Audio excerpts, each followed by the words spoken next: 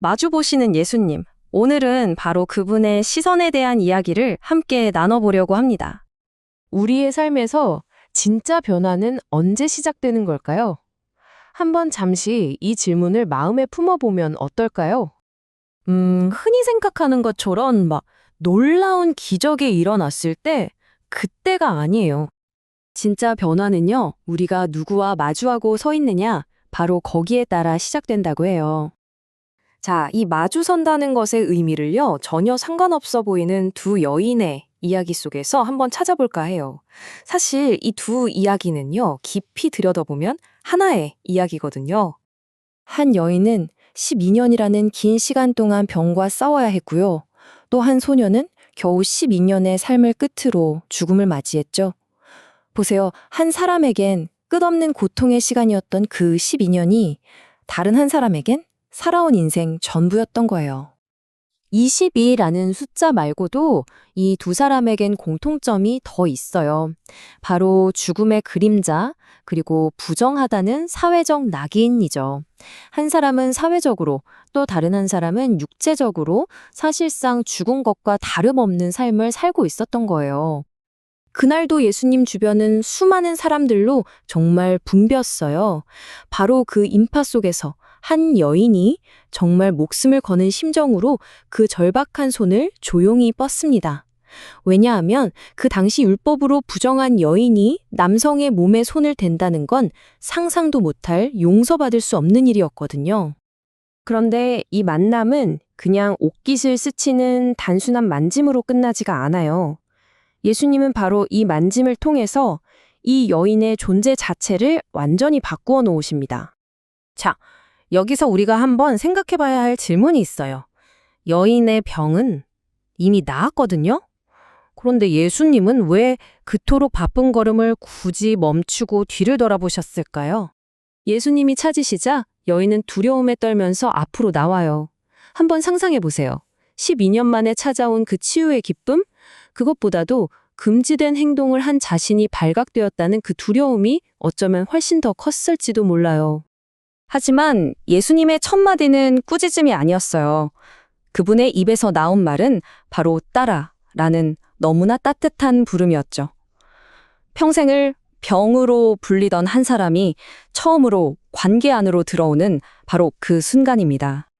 맞아요. 몸의 치유는 옷깃을 만졌을 때 이미 일어났어요. 하지만 한 존재의 온전한 회복, 그 영혼의 구원은 바로 이렇게 서로 마주보는 순간에 선포되는 거였죠.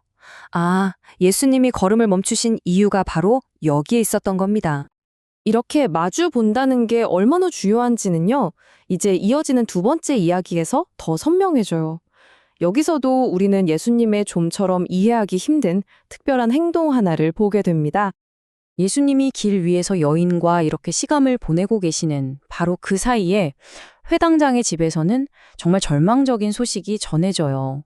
아이가 결국 숨을 거뒀다는 소식이었죠. 이제 다 끝났다고, 더 이상 소용없다고 말하는 사람들의 깊은 절망, 그리고 그 앞에서 두려워하지 말고 믿기만 해라 라고 말씀하시는 예수님의 소망. 이 두 가지가 정면으로 부딪히는 순간입니다. 그리고 예수님은 차갑게 식어버린 아이의 손을 잡으세요. 그리고 조용히 말씀하시죠. 달리다굼. 그 뜻은 소녀야, 내가 내게 말한다. 일어나라는 거였어요. 자, 여기서 또 하나의 질문이 생겨요. 아니, 죽은 아이가 살아났잖아요. 이렇게 엄청나고 놀라운 기적을 대체 왜 아무에게도 알리지 말라고 조용히 하라고 명령하신 걸까요?